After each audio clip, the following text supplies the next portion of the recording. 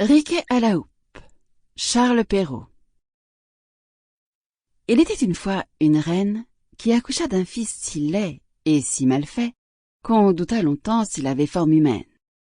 Une fée qui se trouva à sa naissance assura qu'il ne laisserait pas d'être aimable, parce qu'il aurait beaucoup d'esprit.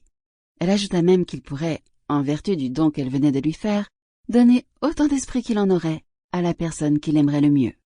Tout cela consola un peu la pauvre reine, qui était bien affligée d'avoir mis au monde un si vilain marmot.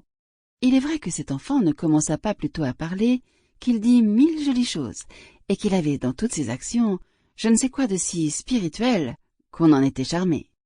J'oubliais de dire qu'il vint au monde avec une petite houppe de cheveux sur la tête, ce qui fit qu'on le nomma Riquet à la houppe, car Riquet était le nom de la famille. Au bout de 7 ou 8 ans, la reine d'un royaume voisin accoucha de 2 filles. La première qui vint au monde était plus belle que le jour. La reine en fut si aise qu'on appréhenda que la trop grande joie qu'elle en avait ne lui fit mal.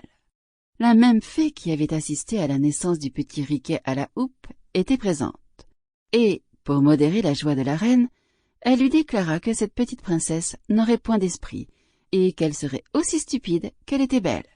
Cela mortifia beaucoup la reine, mais elle eut, quelques moments après, un bien plus grand chagrin, car la seconde fille, dont elle accoucha, se trouva extrêmement laide. « Ne vous affligez point tant, madame, lui dit la fée.